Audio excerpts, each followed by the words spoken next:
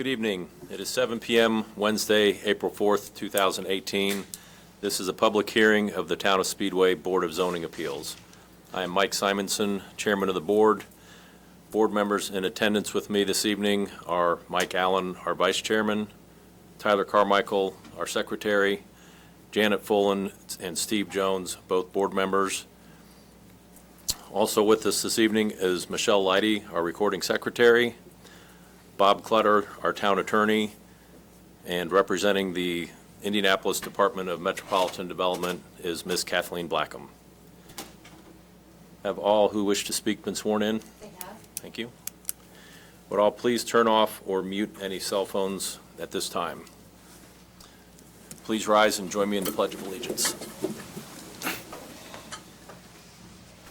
I pledge allegiance to the flag of the United States of America and to the republic for which it stands, one nation, under God, indivisible, with liberty and justice for all.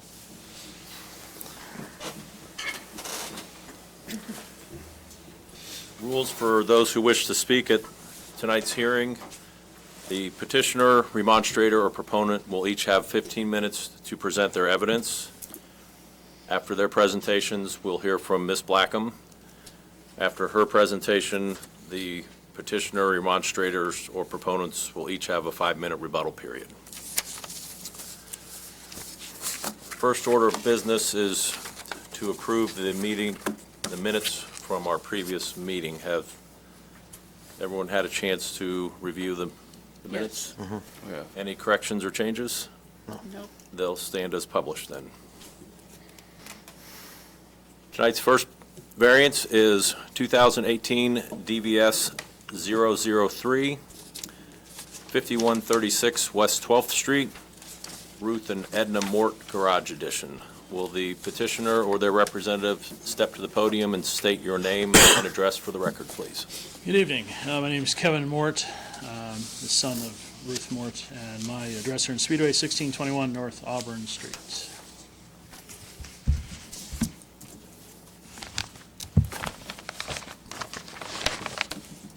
Everyone has the materials that we've distributed. The purpose really of the variance is that we are in the process, my mother's relocating from Baltimore. We have purchased the house here in Speedway. She's purchased the house here in Speedway. We are needing, or she's needing, to make sure we have a little extra capacity there on the garage, so we're adding out to a second bay and back a little bit as well. I believe the number is about 180 square foot or so, roughly, that it's going to be larger than the house, which therefore requires the variance, as we understand it, for the size of the garage versus the house. We have, thanks to the previous owner, we have a number of materials that will allow us to actually color and siding and all this that will match the house, match the existing structure as it looks today. So we expect the impact to be very low in terms of visually, the way it's sitting on the property. There's actually a fair bit of space there already. It's been measured out. And we're attempting to make this as visually appealing, so it's not interrupting any of the lines already. It seems to be that we'll be able to do that quite well. I believe, unless you have questions off of the finding of facts, which I'll pull up here in a second.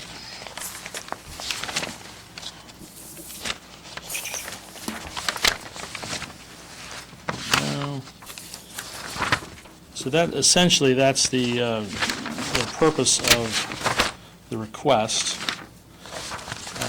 I'm not sure there's much else to talk about really from that perspective. The work is going to be done by Allery Building and Renovation. We have the plans already that have been distributed. That's about it, I think. So it appears you'll be retaining the existing garage and just adding to the back and the Yeah, we're going to east add side of it. to the rear and to the side. So you approach the building from the street to the right-hand side as you look at it, expand over a bay, and then on the back of the garage we'll bump that out a little bit further as well. We're going from a 3-car, 2-story three-car garage and a house she's been in for about 46 years down into this place. So really happy to have her moving here, but we need a little bit more. So that seemed to be the most appropriate thing for us to do in terms of storage, so, with 2 vehicles and such. So. Rather than add a couple sheds to the property, you're going to try and just Yeah, pull it all into the garage? I'd rather not add too many outbuildings all over. We have, there is a shed there now, but this will accommodate everything, I think. And So basically, it's just 2 garages and a large storage area in the back? Yeah, 2 garage bays and then a storage area in the rear. That's correct, yeah. And you said the siding will match what's currently on the... Yeah, we have samples, and we have actually the material names and such from the previous owner. So they had actually painted the garage to match. It's currently wood, clapboard siding on the garage. They had the paint for that colored to match the siding that was on the houses. That apparently was done first. So we're either going to siding over, I think, we're going to match everything so that it still continues to look like one cohesive property instead of something that looks bolted on. So Okay. that's important to us, and we'd like to do that. So. Any questions for the petitioner? Nope. Are you going to remove the garages there and just build a new structure? No, we're adding on to it. Okay. The original one will All right. remain. Yes.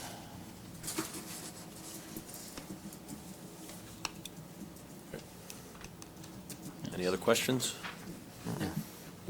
Thank Okay. you. Thank you.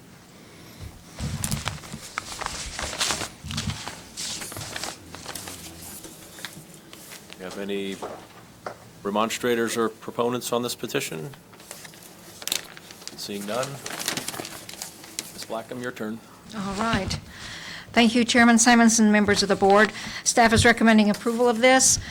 Staff did have a question about the deck. If it's 18 inches and above, then you can include it in the square footage of the dwelling, and it wasn't, staff did not measure that, so did make a note about that. It would make it just a little bit over, something like 7 feet Yeah. over.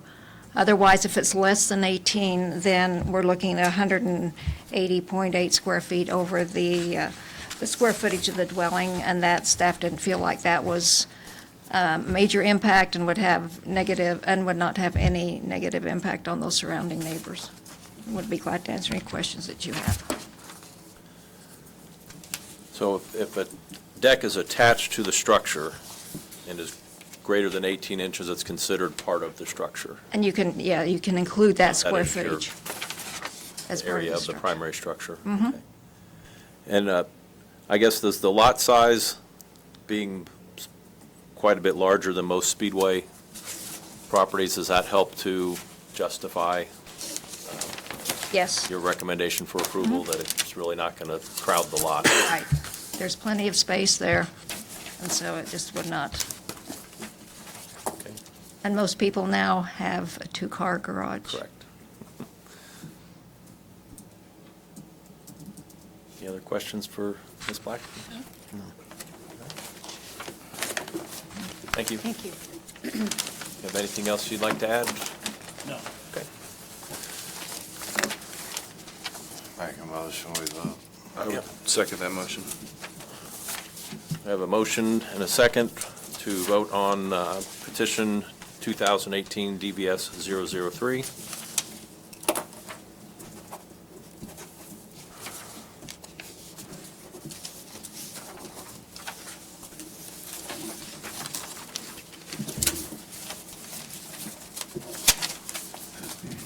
Petition 2018 DVS 003 is approved, 5-0. Congratulations, you're welcome. Thank you for your time. Thank you, sir.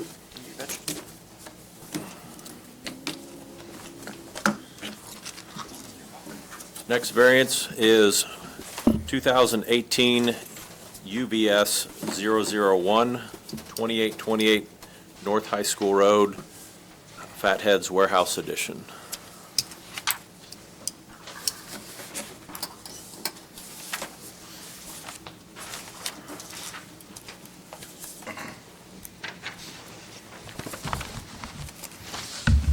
Hello, my name's Kevin Allen. I represent Fatheads, Inc., Mr. Rico Elmore. We're here to petition for a rezone of use. We have your address, please? My address? Yes, please. 1255 Elkinsville Road in Nashville, Indiana. Thank you. We're here to petition for a variance of use so that Mr. Elmore can expand and relocate and expand his Fatheads Company operations to the former Roads Engineering Building at 2828 North High School Road.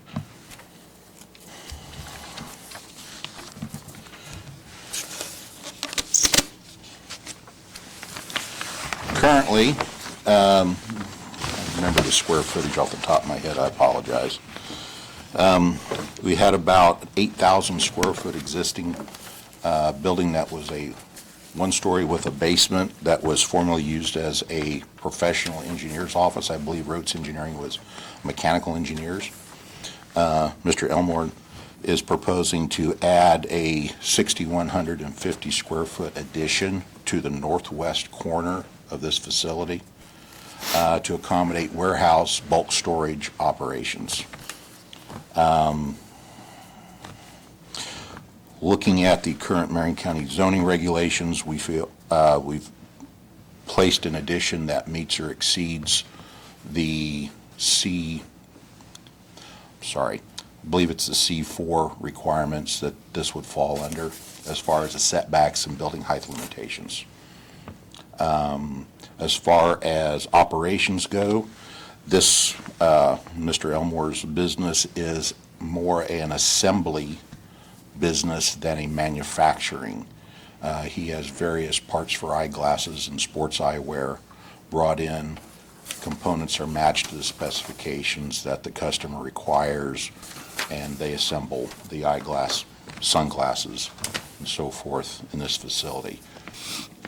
Bring that out because technically his classification is more of an industrial classification, but he's not milling metal, he's not casting, he doesn't have chemical processes going on that would typically be found in an industrial process. So it's more of an assembly warehouse shipping business than any industrial operations.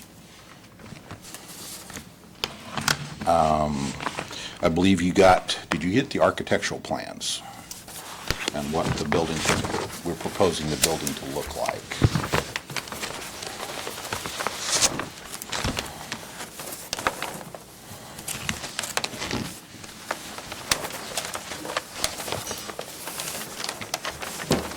If not, I apologize. I do have one I can pass around.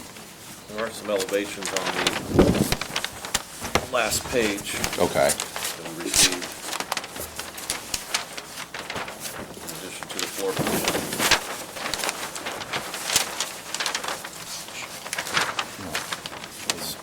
Page A3. That's the only one that I can pass around.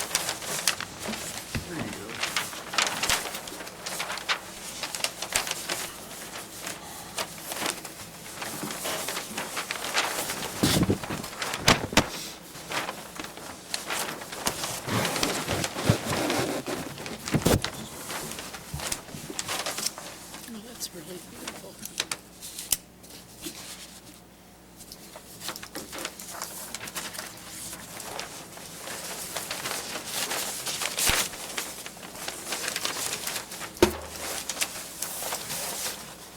About how much taller than the highest part of the current structure will the addition be?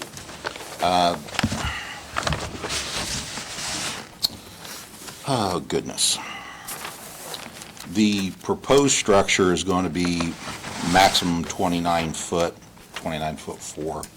It's going to be a tilt-up panel. The reason for the heights is the storage racks that are inside. I would say, and I apologize for not having the exact height of the existing structure, but I don't believe it'll be more than 8 to 10 feet higher. It's showing the lower portion at 10 feet high, Okay. and I know there's a larger, taller, kind of central component to the building, but I don't know what that. Okay. I apologize. I don't have the existing height, the height of the existing building.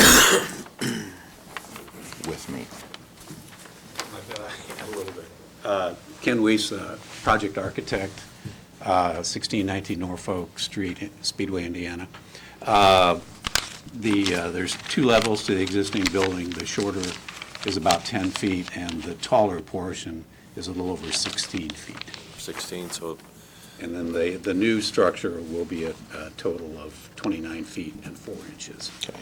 they're showing 30 inches, or 30 feet to the top on the architectural drawing. Yeah, we had a issue that came up within the last week with the foundation, and it's actually going to be 8 inches lower than Okay. what we submitted to the state. Those are state, by the way, we have the state release for this project. We just got that the other day. The tilt wall panels, what texture will those have on them? It'll be a painted, the concrete itself will be a troweled finish on the outside, and then it'll be painted. Rico's raising his hand. Let's get everybody up here. We'll make room. State your name. All right, I'm Rico Elmore, Fatheads. I own Fatheads Eyewear, 5857 Winding Way Lane, Indianapolis. We're actually going to do a texture on it. It's going to look like the brick pattern. Okay, The brick that's on the building now is white. yes. The mortar that is there as well is a white color. It just has a lot of mold on it right now. So we're going to pressure wash the outside of the building and seal all the bricks. So the brick facade that will be on the tilt-up panel, which is quite a bit of an upcharge, but I aesthetically wanted it to look exactly, or as much as we could, the same. So that's what it's going to end up being. Will it be just the natural concrete color then, or? No, it'll be white, just like Paint the it brick. white, so it's going to Yep. match as much as possible to the existing Correct, structure. yep. Perfect. And have you submitted a landscape plan of any kind for the, I saw the site plans, but is there? I've been in the process of developing a full set of site development plans that will be turned in to Marion County Okay, within a week. But yes, there will be a landscape, erosion control, grading, everything.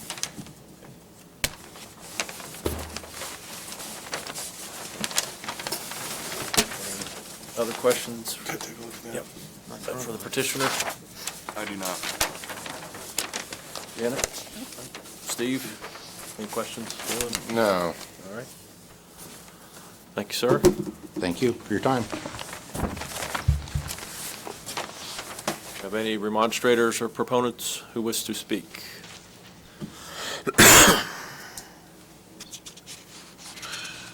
Good evening, Board. My name is Jacob Blaze. I'm the Town Manager of Speedway. My office is at 5620 Crawfordsville Road. The town is supportive of this project. This property was owned by the Redevelopment Commission previously. It has been sold to them, repurpose it. Rico mentioned mold on the outside. I had the pleasure of touring it before they started doing work, and there's quite a bit of mold inside too.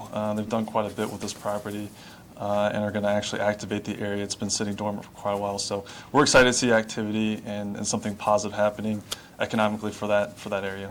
So, thank you. Thanks. Thank you. Anyone else?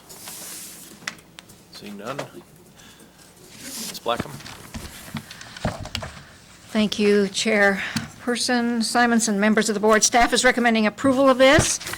It is, when you go from an office use up to an industrial use, that's a big step. However, in this situation, what staff the reason staff is supporting this is that there's not going to be any outdoor storage, and that it's going to be a very low-intense industrial use. As they have indicated, it is going to be assembly only. We also had a concern about the size of the vehicles or trucks that would be making deliveries or picking up the product. You'll see on page 14 of the staff report, they talk about they would be in UPS and FedEx trucks and pickups, and that would be the largest. They indicated they'd also have about 10 employees that would be parking at the rear of the building, operations Monday through Friday. And again, no outdoor storage, and that was one of the things staff had a concern about. So everything's going to be interior to the building. And for those reasons, staff believes that, again, it would have minimal impact on those surrounding properties. And as they had indicated, it's a good reuse of a building that's been vacant, and we'll be glad to answer any questions that you might have.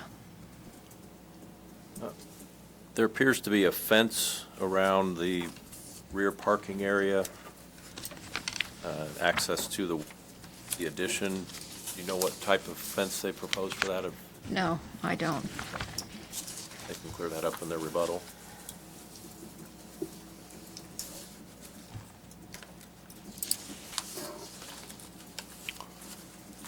There's no other concerns for the property, or No. And- you'll be interested in the landscape plan as well? Yes, and there are some very, as you can see in some of the photographs, some very mature trees that hope that they'll save. They're right there on the front of the building.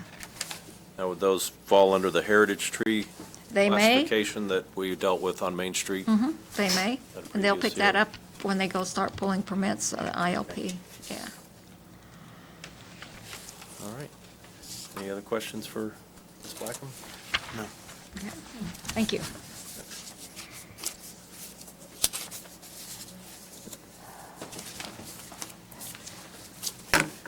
The chain link fence that'll be around the back is going to be black chain link, and it's going to be 6 feet, Okay, and it'll have a mesh material that'll be surrounding it for, aesthetics from the outside and privacy for us of anything that is inside, so You said it would be 6 feet, because on the print it says 8, I'm just, it should not say 8. okay.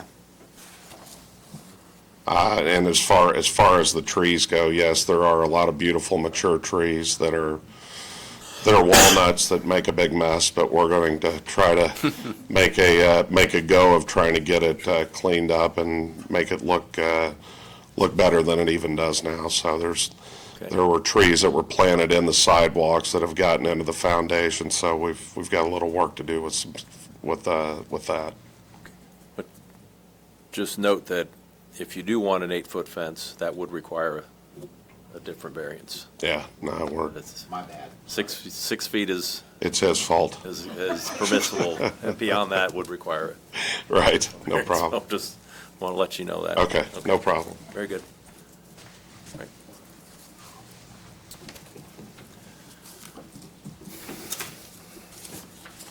Motion for the vote? I'll make a motion for a vote. I'll second that. A motion and a second to vote on petition 2018 UBS 001.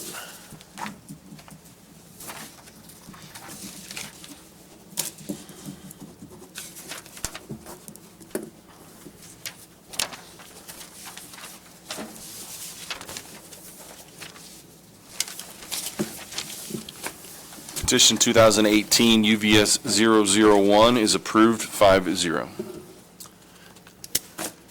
Congratulations. Thank you for your time, sir. You're welcome. Good luck with everything, Rico. Yeah. All right. Next up, we have 2018 UBS 002, 1926 Georgetown Road, AT&T permanent cell tower location.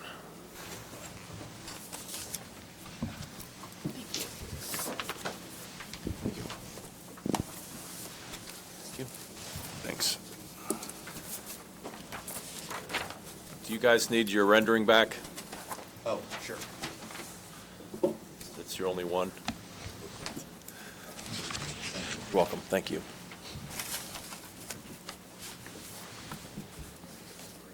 Good evening, Mr. Chairman. For the record, my name is Matt Price. I'm an attorney with the Bingham Law Firm that has an address of 10 West Market Street in Indianapolis, Indiana, 46204. I'm here today on behalf of AT&T Mobility regarding a proposal for a permanent wireless support structure. With me this evening, if questions come up, are Greg Ewing, who's a land planner in my office and who's assisted me in preparing the application tonight in this presentation, and the booklets that we just handed out. This proposal is the outcome of a number of sets of discussions that have occurred over the last couple of years. Was here last summer to get an extension on a temporary tower that's located there now at the American Legion property. That tower was permitted to be in place through October of this year, and we promised we would come back with a different proposal for a permanent structure, really at the earliest opportunity, and that's what I'm back here this evening to present to you. In the booklets, just to acquaint yourselves, although I know you're all, I think, very acquainted with the site, behind tab 1, is, in the yellow shaded area, is a depiction of the American Legion property. The property itself is just a little over 4 acres, 4.3 acres. The temporary structure is located in the northeast corner of that parcel, and this proposal would be to relocate the permanent structure to the northwest corner of the parcel. And that's 20th Street that forms the north boundary of our site. If you look behind tab 2, I've got a set of plans which have been previously provided to the board, but I wanted to highlight just a couple things that are specific to the site. And if you look at the second page behind tab 2, it's kind of the overlay of the aerial. I like that particular drawing because it has some color and it shows how the site would orient to the existing improvements that are there now. You see in the upper left is the proposed leased area. AT&T would lease space from the American Legion, pay them a rental. It's approximately 40 by 80 leased parcel with the monument support structure in the center there. The site would gain access off of 20th Street by means of a proposed 20-foot wide access easement, which will go across the northern edge of the American Legion parking lot, then make a right-hand turn north where maintenance personnel, et cetera, could access the site. It does not involve regular visits by anyone. In other words, it doesn't generate traffic. There are periodic maintenance visits, approximately once a month or so, just to make sure the site is functioning properly. Behind tab 3, I included just a photograph of the stealth material that will serve as the skin, if you will, for the stealth designed monument. I can see between Mr. Carmichael and the chairman is the actual specimen of the material that's used as the skin. That is a company that specializes in designing stealth skin materials for wireless structures. Their motto is "Go Unnoticed," and they have a variety of different applications that they use, and that's kind of the latest and greatest state-of-the-art type material. I should add that we have abandoned, if it's not clear, the monopole design, meaning that there's no tower that's proposed here now. It's a square monument style with all of the cabling and antennae would be enclosed inside the monument. So to the observer traveling by, you would just see that skin material on the exterior and not see any of the equipment or wires, cables, anything of that nature. And that's what gives it the stealth characteristic. Someone knowledgeable of the matter might determine that that's a wireless facility, but many people will not necessarily know what it is just from outside observation. Behind tab 4, we did some photo simulations to give an idea of what the site would look like from various vantage points. And the front page, if it's not clear, the front page shows the vantage points and where the simulation was taken from. So the first one is from the south, the second one's from the north, and the third one is looking back east towards the Speedway. And I can give you, because I noticed when I was getting ready for tonight that the simulations, I think, are good in the sense that they show some spatial, relativity of the structure in relation to surrounding buildings, et cetera. But what they don't say is how far away that simulation was taken. So to give you some idea, the first photograph is a view from approximately 850 feet away. The second is 750 feet away, so the shot looking south down Georgetown. And then the one looking back east towards the Speedway is 600 feet away. Those are the vantage points. I'll just add, because this site has some other, I think, unique characteristics, which is this will be part of AT&T's deployment of the FirstNet, which is the first responders network. It's the first of its kind broadband network that will be available to EMS, police, fire, in their own communications, as well as providing telecommunications support for AT&T's own network, both inside the track and for travelers, visitors, and others outside the track. So it accomplishes a number of different functions for AT&T, for law enforcement, fire, and EMS personnel. And then also it is equipped with the ability to accommodate additional carriers, so that if another carrier would like to co-locate on this same facility, that space is reserved for them within the structure. They would still have to be internalized, not be an external improvement, but could be added. And so in that way, we comply with the wireless communications ordinance in terms of making the facility available for other carriers.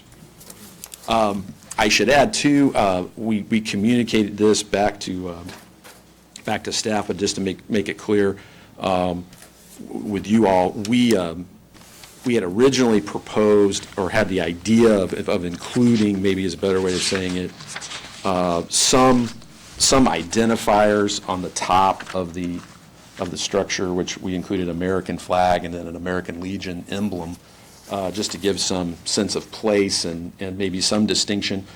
We are very cognizant that different observers may agree or disagree with whether that adds or detracts from the structure's aesthetics. And so we've committed that we won't seek to have those emblems, either the flag or the logo, on the structure if that is viewed as signage and if it's viewed as not enhancing the structure at all. We will not seek to place any kind of an identifier on that. The Legion, in fairness, I don't represent the Legion, but in fairness to them, and I think in my duty to communicate to you, they did not view that necessarily as signage from their own perspectives, and thought that it maybe added something to the facility itself. But they were also cognizant that others could disagree about that, and they were willing to abandon that part of the proposal as well, and eliminate that. And we view that as important as in securing the staff support that we've worked very hard to try to garner over the last several months. So with that, I'm available to answer any questions that you have, and appreciate. I should also add, I appreciated very much last summer and the courtesies extended to my client to allow us to work through these issues and work with the town to get to where we are today. So I wanted to say thank you for that, and can answer any questions that you have. Thank you. There were a couple pictures of existing towers that were sent in for us to review, just to kind of get a real view of what one might appear to be. And those both appeared to be three-sided towers. And I'm curious as to why this one is a four-sided tower. Well, it's one of the things we're trying to accomplish here is allow for that communication to be multi-directional. And so the four-sided, I think, assists us with that in terms of providing communications for travelers, both north on Georgetown, south on Georgetown, and east towards the track. I don't know that you could not do a three-sided here. I have to say that I think in the market, in this area, I'm more familiar with a four-sided stealth design as opposed to that kind of more pyramidal, looking structure or edifice. I think it just facilitates the function of the antennae and is, I think, more familiar with some of the monument-type stealth designs that have been used here locally. So there are some of these designs in place locally?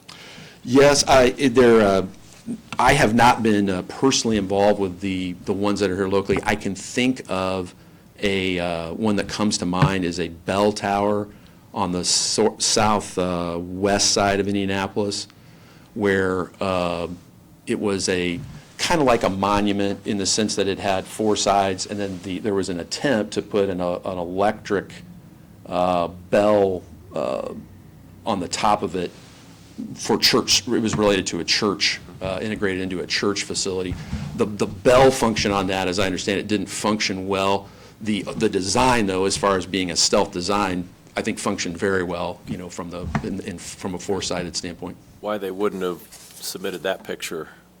Well, it wasn't versus what we received. It's something that's more local, more consistent with what's being proposed. I think in all candor, it was. It is not state-of-the-art. It was not this type stealth skin material that you see today, and it frankly just isn't as attractive as what I think is being proposed here, where it's frankly a more modern material and very durable material, yet a material that allows for the functionality of the wireless equipment, and while at the same time being an aesthetically pleasing material.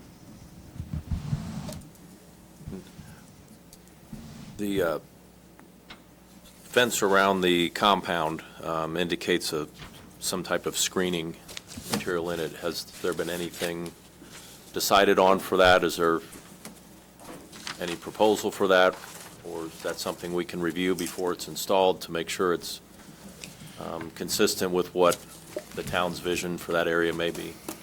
Yes, sir. I think that we could certainly commit to having the screening material submitted as part of the landscaping plan that's contemplated that we do at permitting time. I think the intention is to have somewhat similar to what the gentleman just described with regard to his facility. It would be some type of screening, slatting material that would have be opaque in nature and add to the aesthetics of the chain link while providing privacy and also screening from the outside. But we'd certainly commit to having that approved as part of the landscaping plan.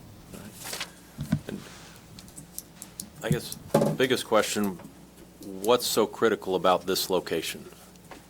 I know that was a concern for the other tower and just in general to the area. Being cellular equipment, it doesn't seem that a specific spot is that critical for functionality. It is, in the sense that this is a unique area in that the site is designed to provide coverage on a day-to-day basis, meaning that it meets coverage objectives even on a day like today in serving just people in the vicinity. But it also has to be equipped to handle the episodic use when we have large events at the Speedway, whether that's a race event, the golf tournament, other things that are occurring now at the track. And so that's what's made this critical. I think what they've been able to achieve at this location is something that really serves both with one facility. It provides for those episodic upticks in capacity while also providing the day-to-day coverage. And it does so in a way that makes it available for other carriers if others are facing a similar challenge at this location. But locating it a half a mile or mile south in the industrial area south of the track is outside of the realm of its coverage? It is. It is if you, I'll tell you why. Even moving it from the northeast corner to the northwest corner on the same parcel was a concern that it would degrade capacity, its ability to handle capacity during the episodic events. So we were in a very confined space in order to be able to accomplish all those objectives with one facility as opposed to multiple facilities. So the location is more for the general use through the tower, not the FirstNet use through the tower? It's a little, I think that's probably a fair characterization. Because then, the way I understand FirstNet, it's not open to a mass number of users to where it's going to be compromised in a major event or something that the first responders need primary access or unlimited access to Yeah. their equipment. You're probably getting a little outside of my expertise there as far as the FirstNet application. I do know that this facility will be part of that FirstNet deployment, which is beginning to occur in central and in southern Indiana, as far as its interaction with the consumer and their ability to use the tower, through their individual cell phones. I don't know that I can answer that question for you standing here. I just know that it is part of the FirstNet deployment, and it does meet from speaking with our radio frequency engineers, it does meet our radio frequency requirements for the area.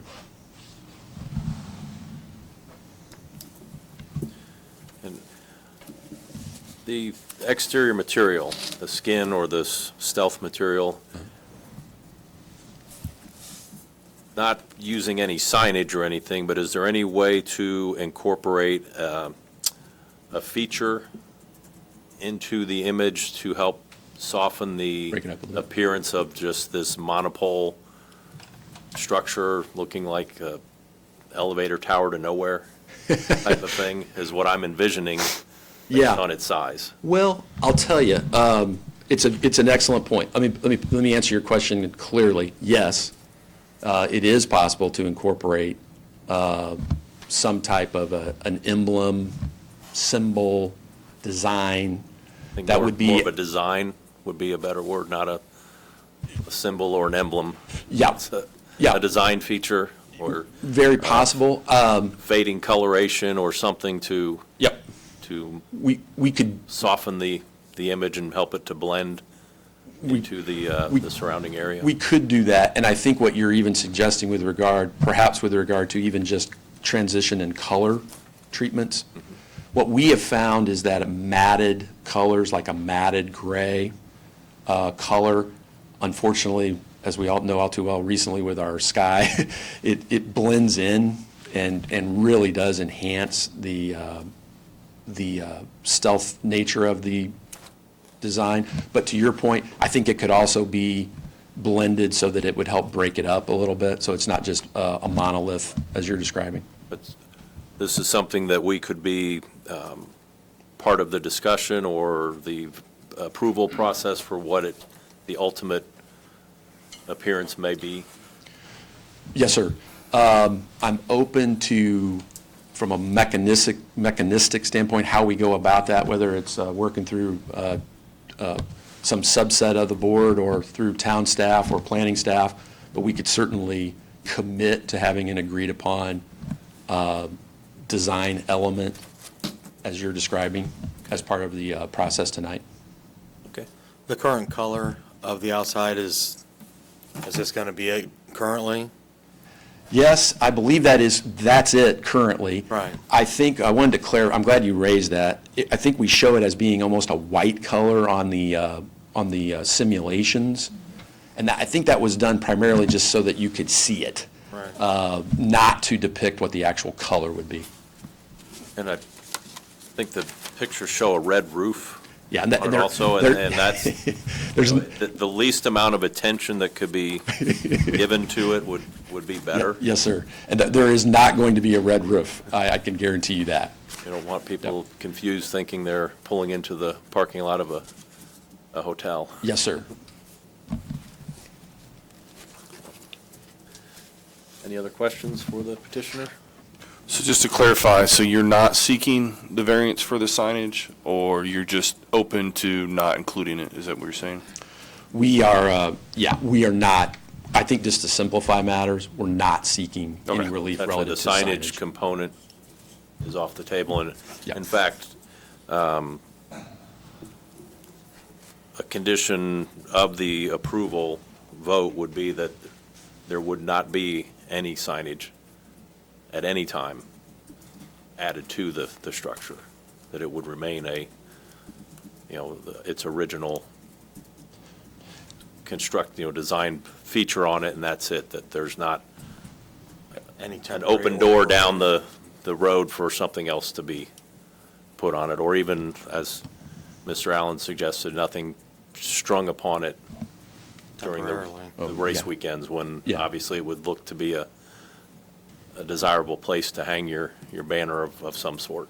We can definitely commit to that. Yes, sir. Any questions, Steve?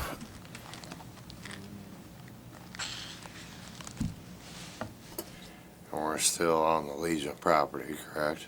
Yes, sir, it is on the Legion property. And you talked about the road, the access road, and maybe let me get to that, I guess. You got a road coming around behind the west side of the Legion, going to the south, and then back to the north. It's the, if you go to Tell me. this page, it shows the aerial, it's the second page behind tab 2. C1, All right, looks like it's Okay. coming off the I north saw, corner of the parking lot yes, sir. is where it would start, Yes. heading west and then turning north. So it comes in here, goes across the existing pavement of the parking lot, just goes up through there.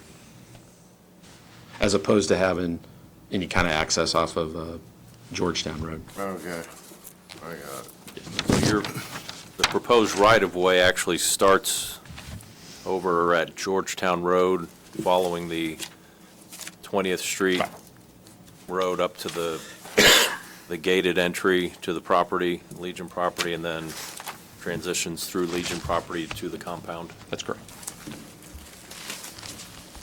And the easement road will be of what material? Just stone? It's done.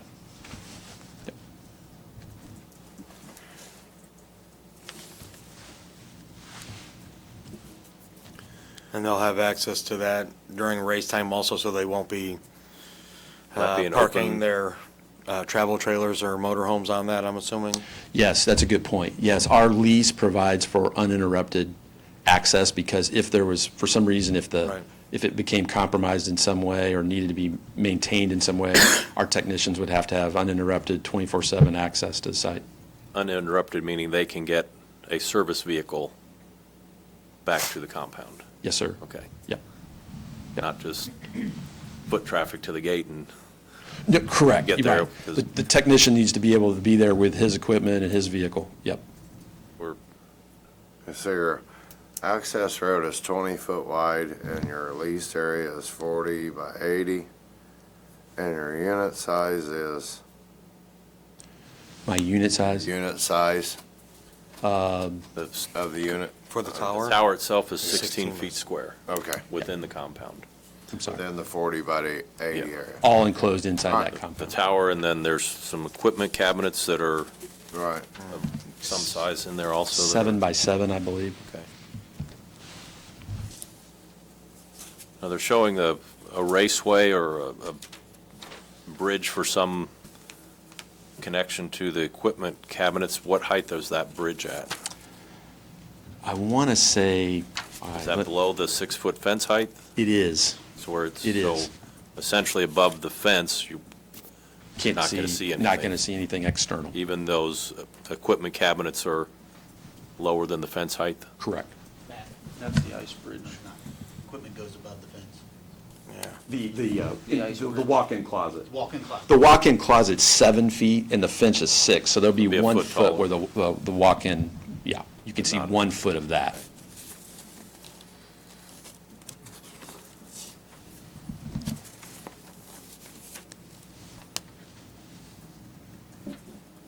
Actually, their drawing says they're 10 feet high. Now that I look at the detailed elevation, 7 by 7 square by 10 feet high, so it'll be 4 feet above the fence height unless there's been a change. No, that's correct. Okay.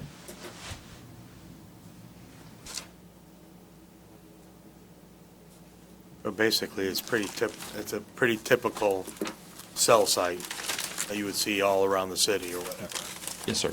you know, as far as fencing, Fencing in the height of structure. the closets and, Yeah, nothing oversized or anything like that, no. I mean, And there will never be anything hung on the outside antenna-wise or equipment-wise. No. so if another carrier were to wish to install their equipment on your tower, it would be upon them, I'm assuming, to remove and replace the exterior wall? They would have to remove and replace it, match exactly. Right. And the various companies have agreements in place for addressing exactly that type of a situation.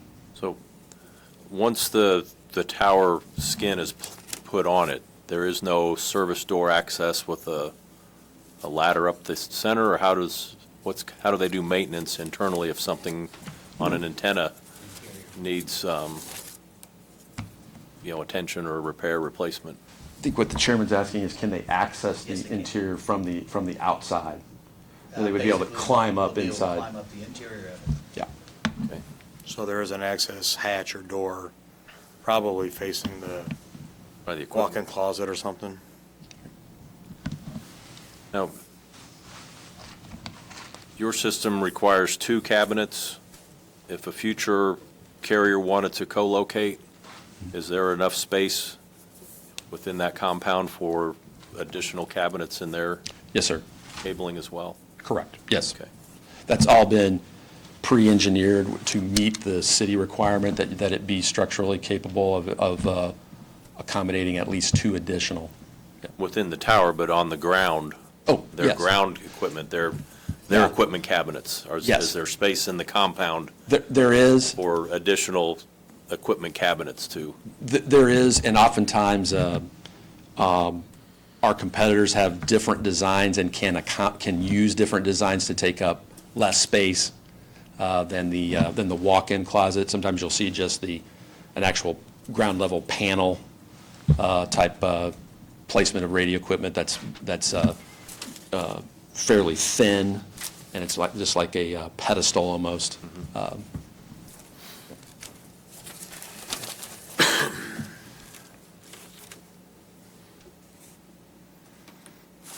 So on the drawing, the future antennas, would that be potential other carriers?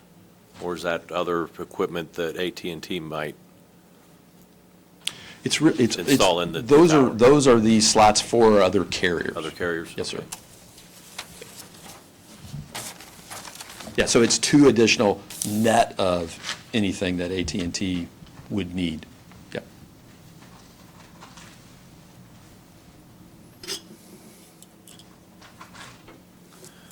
Any other questions for the petitioner? I have none. You good, Steve? Yeah, I'm fine. All right. Thank you. Have any remonstrators or proponents who wish to speak on behalf of this petition? Oh, Hello again, Jacob Blaisdell, still a town manager, Speedway. Just on behalf of the town and kind of our position, while cell phone towers aren't our favorite thing to see going up, we certainly acknowledge that connectivity is important, both to visitors as well as residents. And I can also confirm that we are moving our public safety over to FirstNet so that our public safety officers will be able to benefit from this service and remain connected at all times, especially during race events. That's pretty important. All that said, we appreciate that AT&T has been working with us to, work on a location that's going to be better and not in such a sensitive area. We also appreciate their efforts to look into the stealth design and working on something that's going to blend in a little better. Our only concern and hesitation, which has already been discussed, so I won't get into it much further here, but just the signage of it and trying to make sure that it does look stealthy, whatever goes up there. So I think that's kind of been our only concern, which it sounds like that's already been dropped. So in general, we're supportive of the location. We also appreciate that the height of it has been reduced a little bit. And this will certainly be aesthetically more pleasing than the temporary tower that exists right now, the way it looks. So we appreciate their efforts and look forward to kind of working on a design that's going to truly look stealthy. We want to be sensitive. This is in not right in the neighborhood, but certainly very close, and we want to be sensitive to that. So I'd be happy to answer any questions you might have. Jacob, will this impact any of the future development for the linear park? I mean, in terms of roads or more development in that area? I mean, this location's pretty secure from that standpoint. Right, yeah. This location would not impact those efforts.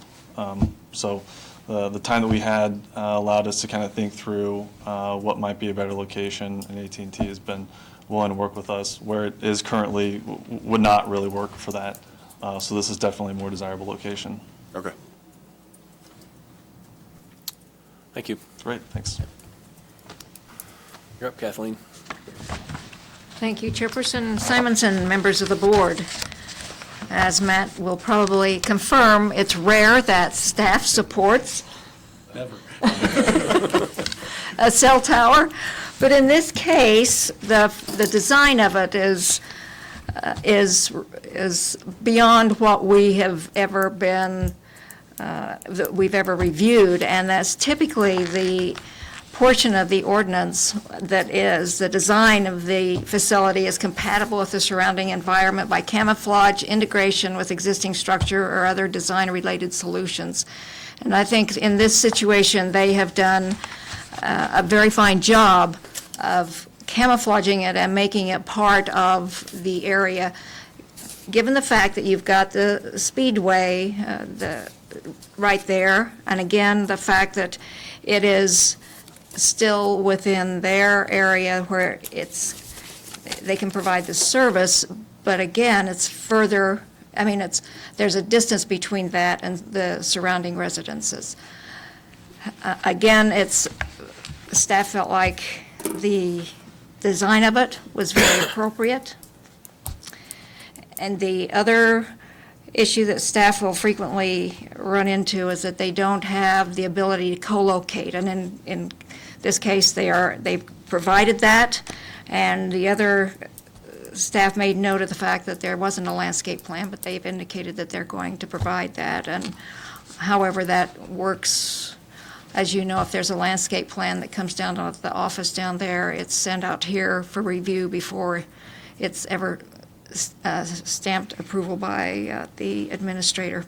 But again, staff was pleased to see that, and we knew that they were capable of doing something that was more pleasing than we typically see. It was just finding the right time and the location. Again, as you know, we were not supporting the signage, and that's already been resolved. So if you have any questions, staff will be glad to answer them. There was a comment in the staff report about somewhat the size of the compound. Essentially, the permissible size is about 300 square feet, and they're proposing 3,200 square feet. Yes. And there's no real concern with that. There isn't, again, because of the location and basically the location and the design of it, and the fact that they are willing to put some screening around there. And there is, it is required to be landscaped. And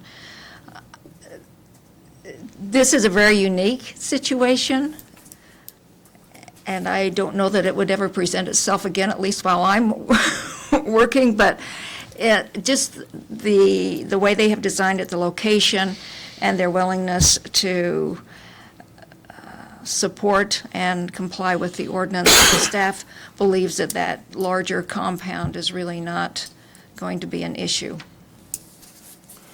Have they mentioned, or do you know the time frame of this? I don't know the time frame of this, but Okay. they would obviously have to have it up before the end of October because that other one is going to be coming down. Okay. Any other questions? No. Okay. Thank you, Kathleen. With follow-up on Mr. Carmichael's question, what is the construction timeframe? And I'm assuming you want to keep the other tower online as long as possible, and then just do some kind of switch over, or have them maybe both co-operational before you drop the other one offline? Correct. I think your intuition is spot on. We have started the regulatory process now for locating the structure at the northwest corner, assuming if we were fortunate enough to be approved tonight. And we've done that because while it feels like sitting here in April that October is a long ways away, or at least 6 months away, that'll happen like that. And so it's very time sensitive. So our plan, I think, is to get through the current season of activity at the Speedway, and then be simultaneously basically deploying the new facility so that we can meet the deadline and not have to worry about running past our temporary approval period. But so it's very time sensitive. But you have plenty of window of opportunity to construct that new tower and get the equipment We have. located and... Yeah, I think we have, I know that I would say plenty. I would say we have. Well, I know the other tower went up relatively quickly. This one This is more invasive. will not be as quick. Here's the way I feel about it, is I feel a little bit of a knot in my stomach that we're going to have to really move, and I know the team at AT&T is committed to it. It's something we talk about frequently. We have a weekly call to talk about this site. It's that critical to their mission. And so we are making sure that we hit our deadline.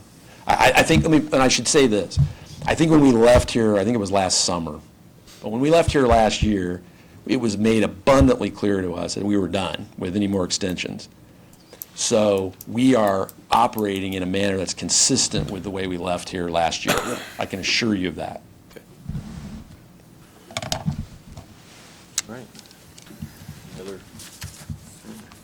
questions for Mr. Price? Motion. You can make a motion to vote. Motion to vote. I'll second that.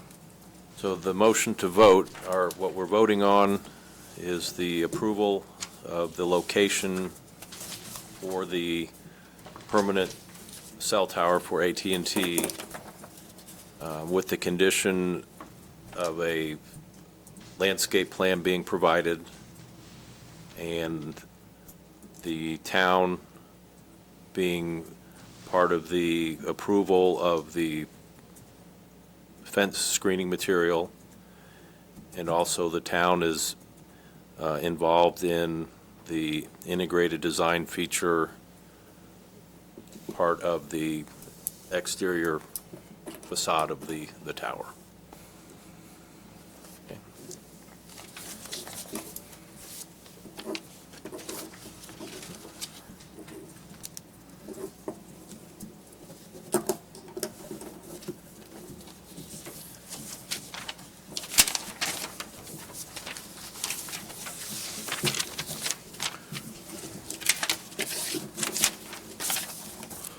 Petition 2018 UVS 002 tower portion is approved, 5-0. Congratulations. You're welcome. Appreciate it. Thank you. Is there any other business to come before the board this evening? Seeing none. Actually, I need to announce our next scheduled meeting will be on May 2nd, 2018 at 7 p.m. Here at Town Hall, and our meeting is adjourned at 8:04.